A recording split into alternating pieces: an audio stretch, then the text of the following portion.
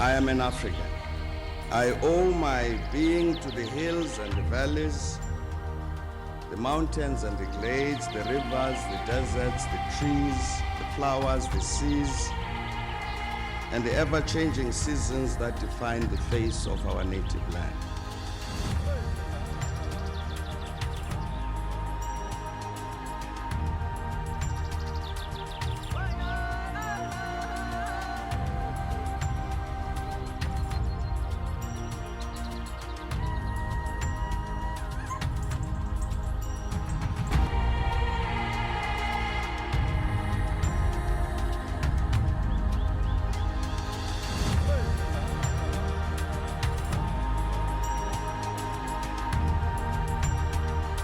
What a day.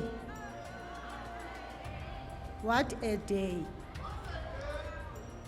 That has been so exciting, so educating, and so inspiring.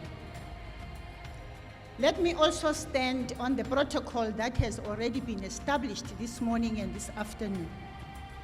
Suffice to say and acknowledge our diplomatic corps and His Excellency, High Commissioner for Nigeria, Mr. Mohammed Mamata, and start by thanking you, sir, for gracing this occasion and staying up with us until this time. We appreciate the bilateral that has been established, which will assist the two countries and Africa as a whole to develop in trade and commercialization, and also improve human relations, which is very, very important. So we thank you very much. I will be failing in my duty if, I will call him Vic, because I'm running away from saying his surname. Mr. Victor, you will excuse me, Vic. Swan, they are helping me here. To acknowledge you and to thank you very much for the vision.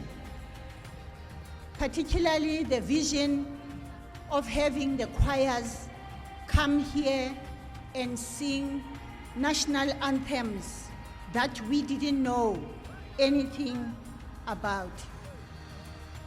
National anthems which I hope have educated us. And I also hope that those that were singing them have not only sung the national anthem, but have gone to look and read about the countries whose national anthem they were reading. And also those that were not in English to understand the content of those national anthems. So Vic, thank you very much for that vision.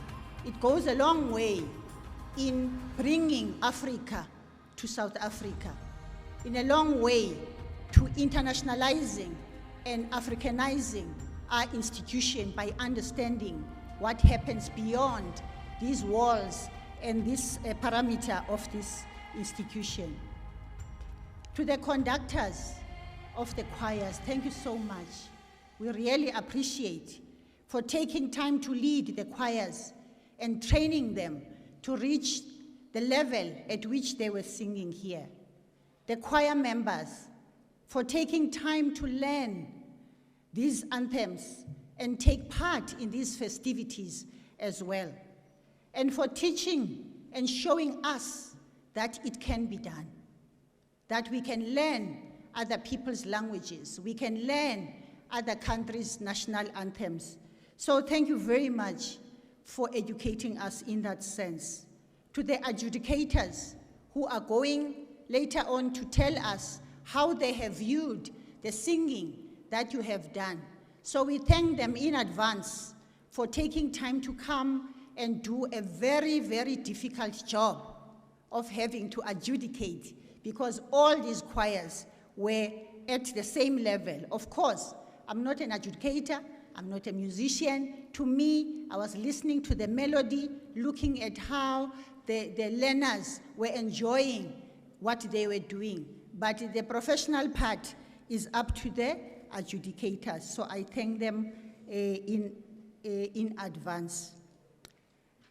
As we close this day today, I just want to pick up on lessons that we should be taking home, things that were said to us today.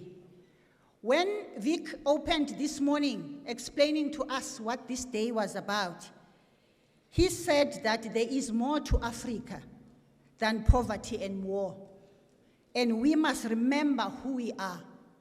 And he said by the end of the day, he hopes, and I was sitting there also hoping, that we will know and appreciate who we are.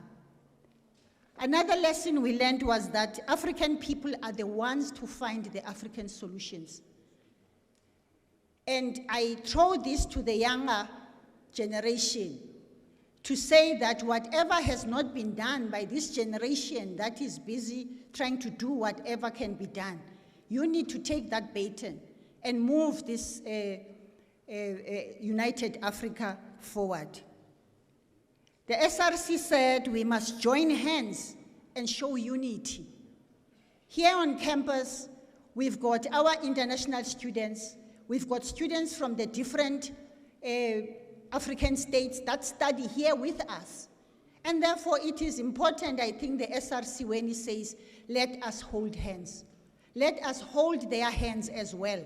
Let us make them feel at home, and let us learn from them what their cultures are, how they feel about being here, and whether they are enjoying, and let them teach us a thing or two. Africa is more united than divided, and we need to concentrate more on what unites us rather than what divides us. Let's not look for mistakes from one another. Let's look at what we can learn from one another. Lastly, Africa's time is now. We have to do what needs to be done. Focus on what will help Africa find its solutions. Africa's time is now. I would therefore also like to thank the members of media that have given us the opportunity to showcase Africanism, the people who have been here the whole day at the stalls outside, who have come here to showcase what Africa is about, the people behind the scenes who have made this day to happen.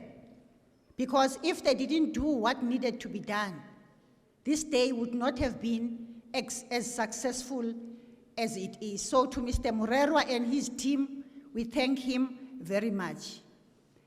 Mr. Libib, thank you so much for steering this ship, for moving things fast, because I know you are afraid of the load shedding. So thank you very much for helping us and making this afternoon a very vibrant afternoon. To everyone, enjoy the rest of the evening and happy Africa Day. Thank you.